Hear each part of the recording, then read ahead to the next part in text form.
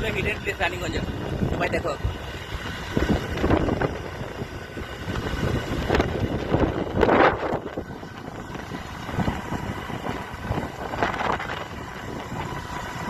জায়গাটা কি সুন্দর। জায়গাটা প্রথমবার এলাম, আমি ইনস্টাগ্রামে দেখেছিলাম যে হিডেন প্লেস নিয়ে কিছু আছে। আমি আজকে ভাবলাম যাই দেখে আসি। জায়গাটা বেশ সুন্দর জায়গা, দারুণ দারুণ জায়গাটা।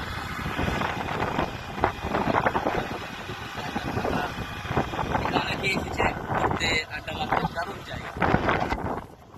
তো এটা হলো আমাদের রানীগঞ্জের হিডেন জায়গা।